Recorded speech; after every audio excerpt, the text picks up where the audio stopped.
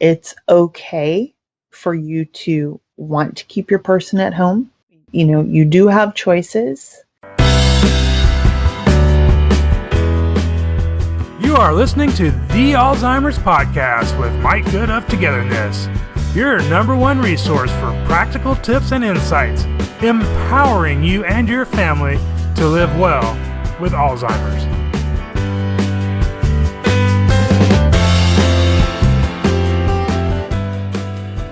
Hello, I'm Mike Good of Togetherness. Welcome to episode 46 of The Alzheimer's Podcast, where my goal is always to empower you to maintain a positive experience, reduce and eliminate the need for medications, and make your time together with those you care for the best it can be. Now, for the last 3 or 4 episodes, Christy Turner and I have been discussing various aspects of memory care, such as understanding if it's time for memory care, how to find memory care, and just what is memory care. Now, in this episode, Christy, who has run award-winning memory care communities in assisted living and skilled nursing levels of care, and I discuss how to avoid memory care. That's right, moving a loved one into memory care isn't an inevitable outcome of dementia. There are things you can do to keep your loved one at home throughout the course of the disease. Well, hello, Christy. I hope you had a great weekend, and welcome back to The Alzheimer's Podcast. Thank you so much. I'm delighted to be back. I always enjoy these conversations. Yeah, so Christy, our last 3 conversations, I believe, we've been discussing memory care and how to make that transition successful if that's the path that's right for our listeners. But with this topic on avoiding memory care, I believe we're basically saying, hey, there's some things you can do to keep your loved one at home. So I'd like for you to just start off with, is that possible? It's totally possible. I'm a rebel personality, so I hate it when people say, you don't have any choice. And I'm like, wait a minute, I will find a choice. And so I think that has kind of been the way that it's gone with memory care is, and this is what I hear a lot from families that I work with, or when I'm speaking, people in the audience are going, well, isn't it true that just kind of at a certain point, then that's when you put your person into memory care? And my answer to that is, if that's what you want to have happen, then sure, but you don't have to go that route. And just like, moving into a memory care community, that's a great option for a lot of families. That's not the only answer. And having your person at home isn't going to work for every family either. But I do want people to know that they have a choice and kind of what that choice looks like, no matter which they choose.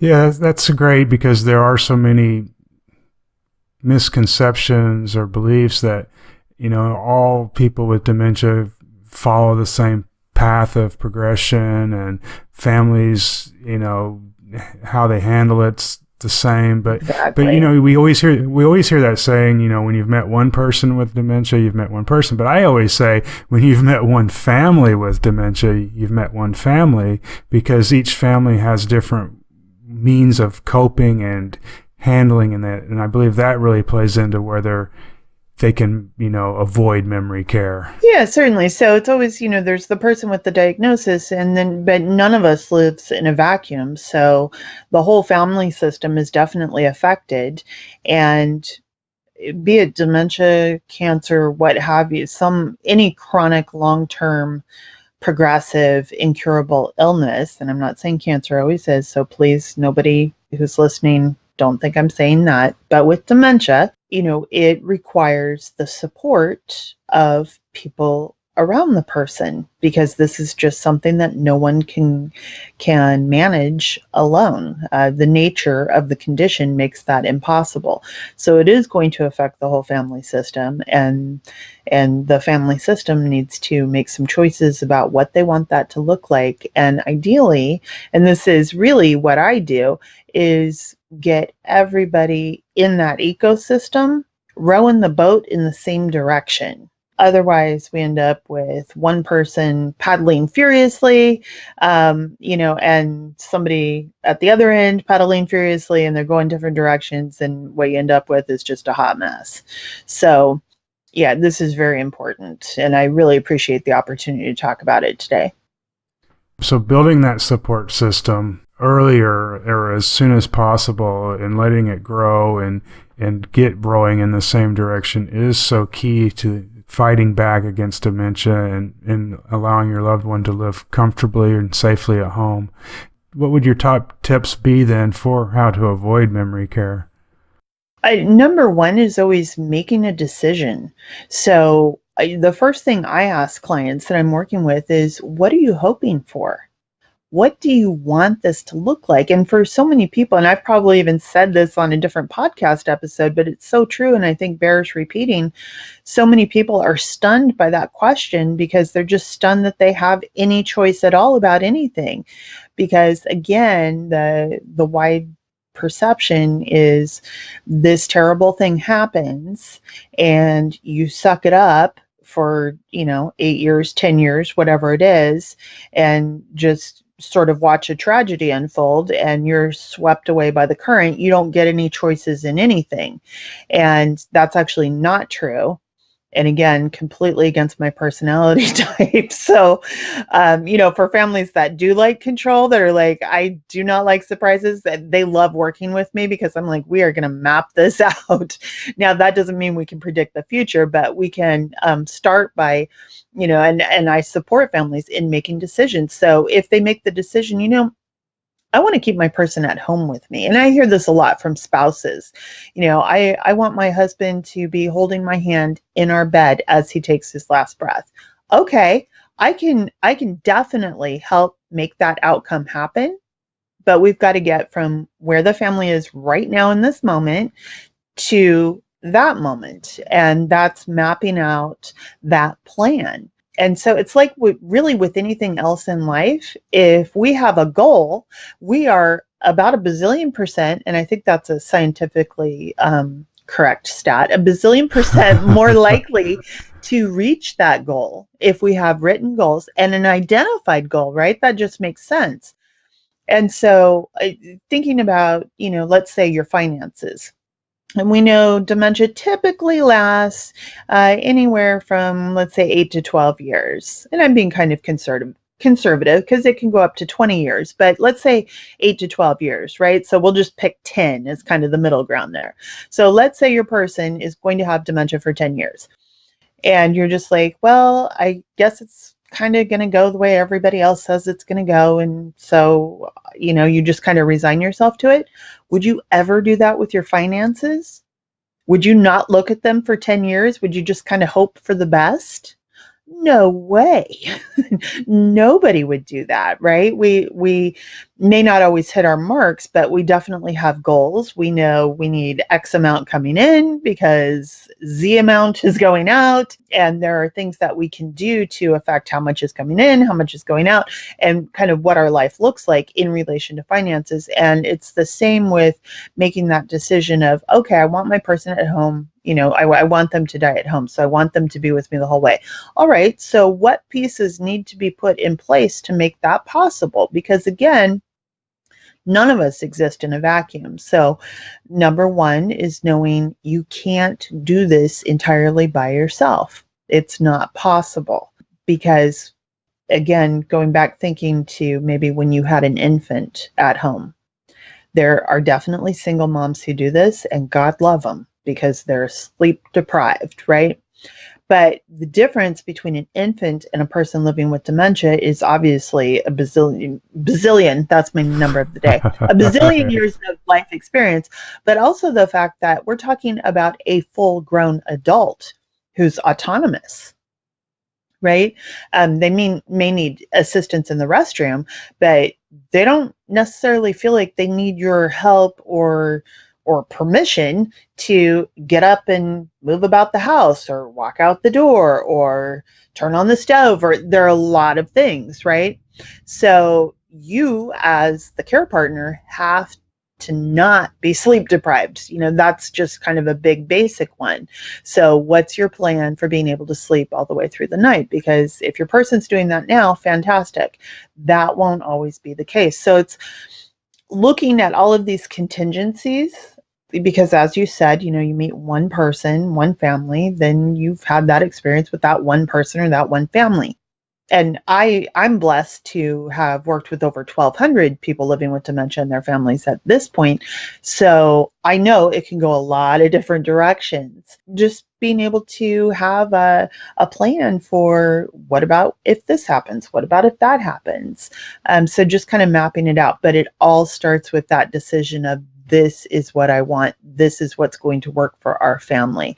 And from there, we just start building out a plan to make that happen. And I'm a planner, so a lot of what I've put together together in this evolves around having a plan as well. So, I have heard stats also that say that the issue of lack of sleep for the care partners is one of the number one causes people do choose memory care. So I'm happy to hear you bring that up in the beginning. Yeah, unfortunately, it's one of those things that, like with the word stress, so there's stress and sleep deprivation, and unfortunately, they have become so common, whether you're related to a person living with dementia or not, just societally, they've become so common that we kind of don't really give them the full weight for the problem that they are. So for care partners, the two biggest problems are sleep deprivation and stress. And these are actually serious medical issues. So I always tell the people I'm working with, like, nothing will restore you quicker, nothing will improve your mood more than a good night's sleep. And a good night's sleep is not 6 hours. It's not 4 hours. It's between 7 and 9 hours. That's the sweet spot, anywhere between 7 and 9 hours. Your body needs that. Your brain needs that.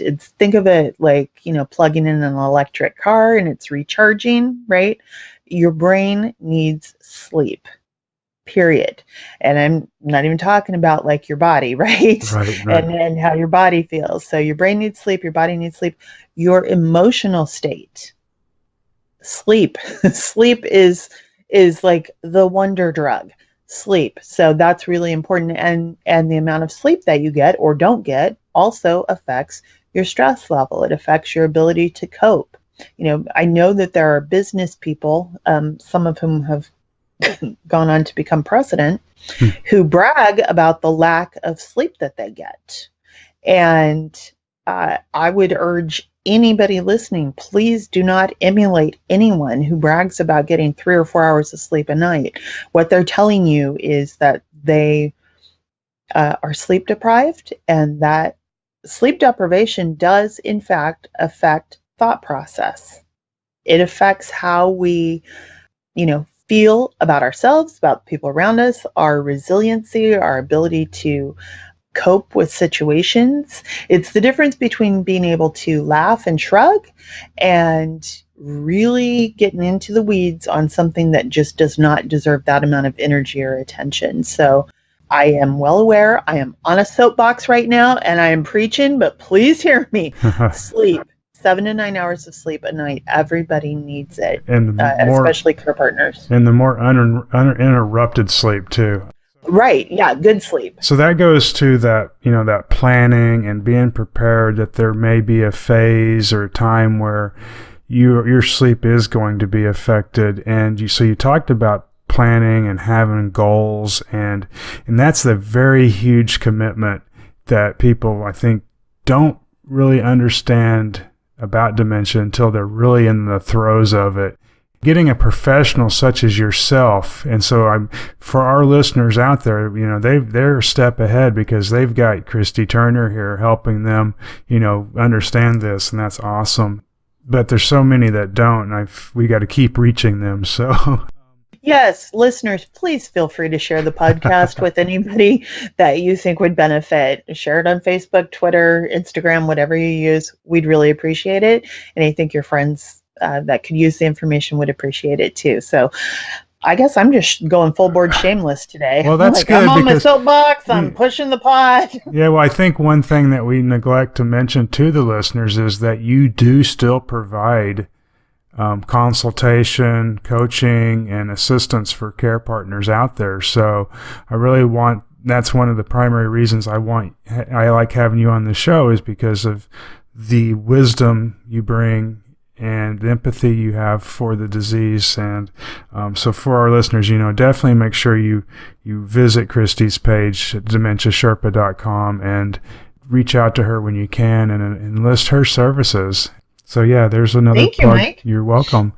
So Christy, we talk about, the whole planning process, and it's something I really don't think they should try to do alone, and they should find a professional such as yourself to help them see what lies ahead and start planning for what lies ahead. Yes, and I just wanted, because I know there's somebody listening right now who's going, oh crap, and is getting that overwhelmed feeling. Right. And to you, I say, like, breathe, take a deep breath. And this is the benefit of working with a professional, but for anybody, like, we can have a beautiful plan. We can map out an amazing plan. And there is a lot of planning that is required. We don't do it all at one time, right?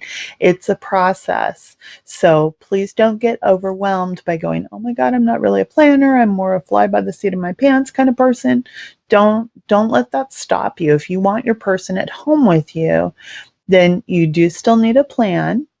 I'm not getting you off the hook on that. You do need a plan, but don't get so overwhelmed that you're feeling like, well, I'll just get to it another day. Don't get into action paralysis.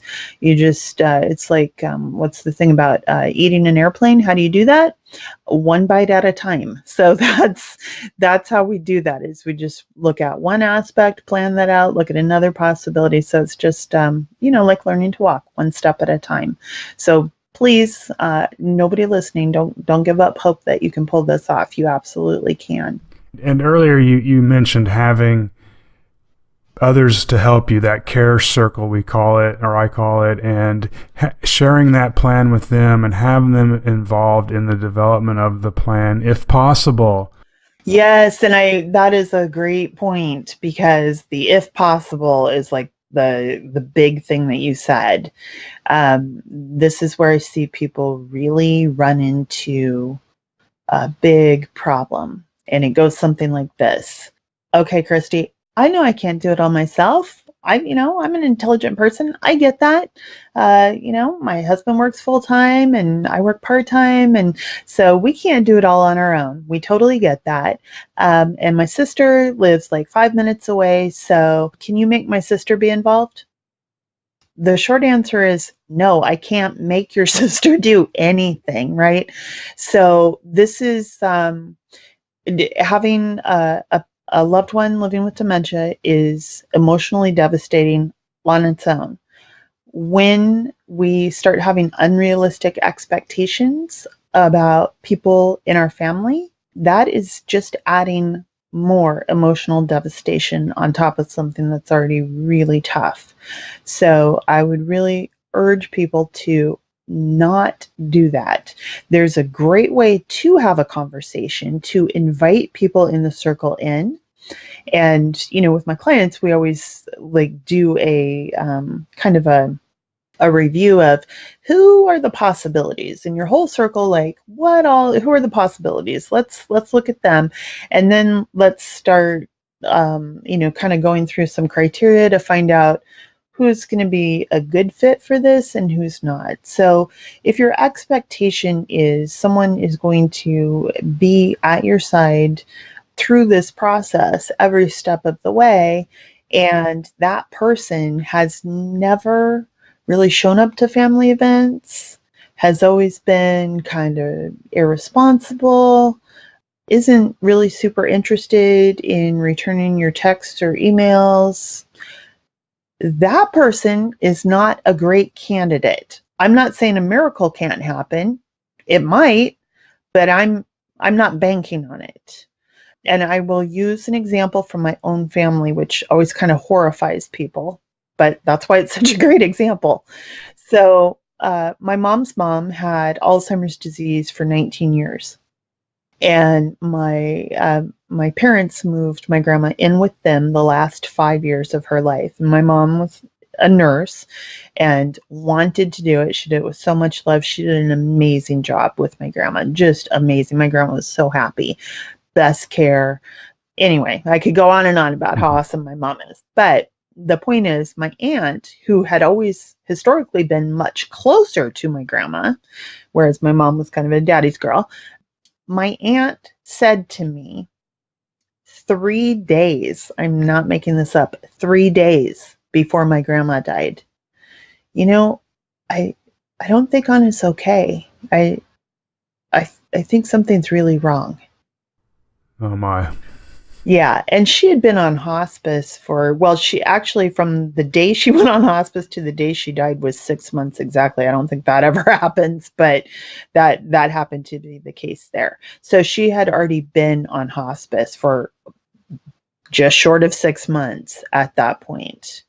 None of this was kept a secret. My mom always encouraged my aunt, come on over anytime. And when my grandma was still able to be out of bed, right? My mom struggled and hurt her back with, getting my grandma in and out of the car and the wheelchair and all of that, and would take her over to my aunt so my aunt could see her.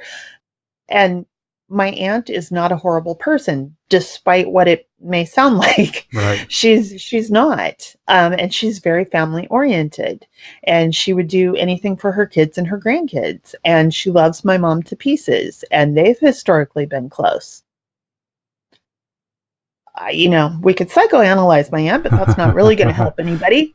The point being, sometimes you just don't know what's going to happen. But my aunt had shown these signs all along that illness is just not something that she really can wrap her head around. And the good thing in this situation is, although my mom was disappointed, she was not shocked or devastated. And she had been a nurse in long-term care for so many years that she had seen these types of family situations play out, hundreds, if not thousands of times. But my point really for listeners is, you may be judging my aunt right now, which is totally fine. I did too. But, going, she should have stepped up. Well, yeah, that's one way to look at it, but she didn't. And that's really the point. So I don't want anybody to start getting really major expectations of people in their own orbit that just for whatever reason are not able to step up and get stuck in going, they should step up. They should be involved. They should be doing this. Yeah, we can shit all over ourselves, but that's not going to help anything, right? So sometimes we got to just accept this is how it is and move on. And who else can fill that role, and what other people can we draw in? And at the same time, ideally leave that door open. So if it is a family member that for whatever reason is not stepping up right now, maybe they will in the future. I always like to leave room for a miracle. Doesn't mean it always pans out though. Right. But people do change and people do learn. So I tell care partners, like you said, keep the door open, keep communication lines open when you can. We want to build that care circle around them. We want to put a good plan in place, and we want to be conscious of not having too many expectations for the people involved. Yeah. Best advice I ever heard is keep your expectations low enough that you don't trip over them. There you go. I like that a lot. The other thing to help avoid memory care is, and I know in next week's podcast episode, we're going to talk more about memory care at home, which is your workshop. Is there anything that you'd like that you could discuss with our listeners today from that, as a little teaser maybe, that would be beneficial to help them understand how to avoid memory care? Well, I think this is really a key part of avoiding memory care, is taking a good, honest look at yourself and saying, is this something I want to do? Not, is this something everybody else in my family thinks I should do? Is this something I want to do? Because I can tell you, if you have the desire to keep your person at home, but you're like, I don't really know anything about dementia except, I know memory loss, confusion, that type of thing. If you have that desire, I promise you can learn the skills. That was the basis I always used to hire when I was a memory care director. If people had the desire to be there, fantastic. I can always teach the skills. People can be technically proficient, but if their heart isn't in it and they're gritting their teeth through it, it comes through loud and clear. And for people living with dementia, that's really tough because they really soak up our energy. So I would encourage people to really take that honest look at themselves and decide, is this something that I want to do? Because it doesn't make you a bad person if you don't. It just means that you don't feel like you're cut out for it, and that's okay. Right. And what I'm thinking of is you may really have all those great desires and wants and aspirations now, but as you start laying that plan out on paper, and it starts to kind of become a reality, and maybe you're working on your own because you don't hire a professional, or that professional's helping you see what to expect down the road, and you start laying that out on paper, and it starts to become reality. It is okay for you to change your mind and go down another path, right? Right. I feel like families are less likely to do that if they're pretty clear about the outcome they want at the beginning. And then you start laying down that track and that plan. Right. And then okay. as the picture becomes fuller, then people, again, are able to make a more informed choice. But this is an exercise that I do with people at the workshop too, about making this choice, and I give them I call them pro tips on how to do that. So we can totally talk about that on the next episode. That sounds great. And you've mentioned a couple of times it's very important for our listeners, for the care partners, to lay out what they want. And we discussed that. Mm-hmm. I got to write down the episode numbers, but I believe it was episode 42 where we talked about identifying your deal breaker. And if our listeners... Yeah, I think it was. If not, you can, for our podcast listeners, you can always go to the podcast page at togetherinthis.com/podcast, and there's a link there to the library of past episodes, and you'll find all those episodes that we've mentioned. But I think that was a really great episode on helping people understand that they need to figure out what they really think they are going to be capable of, and at what point they may decide that it is time to consider memory care. For sure. So, Christy, as we wrap up today's episode, are there any last tips that you'd like to give to our listeners about avoiding memory care? I guess, again, I would just say, and I say this as somebody who's worked with so many families, and also as a family member myself, having been through this experience 8 times in my own family. And it's, just using the 8 personal experiences, they've played out in every different kind of configuration. So I would just really urge our listeners to really hear that it's okay for you to want to keep your person at home. It's, you do have choices, and equally, it's okay if you feel like you're not cut out for this, or if, and this is the most common thing I see, people go, I just don't know. I'm not sure. Right. That's what people like me help with, is helping people, families, get clarity on what the reality is likely to look like, all the things that maybe they're not taking into consideration, pulling those things in and taking a look at that, and coming up with a plan. And so, you're, as a care partner, you're in a tough situation as it is. So I would just urge you to please bring the good stuff for yourself. So for new listeners, when I say the good stuff, I'm talking about respect, kindness, love, empathy, and compassion. We always say we want to treat people living with dementia with that.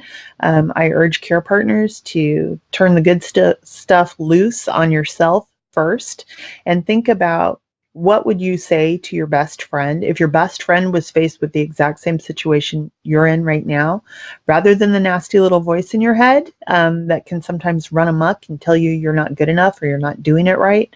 What would you say to your best friend? And so please have that amount, at least, of empathy and compassion for yourself. As always and expected now. That's extremely great advice, Christy. So, and expected. I don't know what that was meant, but no pressure. I think, yeah. So Christy, for those listeners out there who may want to reach out to you, or what is the best way for them to contact you? Christy at dementiasherpa.com, and I spell it old school, so it's CHRISTY at dementiasherpa.com. Send me an email. That sounds great. I thought that was the way Christy's spelled, and my spell checker always catches it, and I'm like, what is wrong with this spell checker? Anyway. Yeah, even mine wants to autocorrect my own name. I don't get it. Yeah. All right, well, Christy, thank you very much for another great episode, and I do look forward to next week's episode on memory care at home. Me too. Thanks so much for having me. All right, bye now. Bye. This concludes our conversation with Christy Turner, the Dementia Sherpa, right here on the Alzheimer's Podcast, your number one source for practical tips and insights. If you missed our prior episodes on memory care and other topics, you'll find a link to those episodes on the show note page for this episode at togetherinthis.com/episode 46.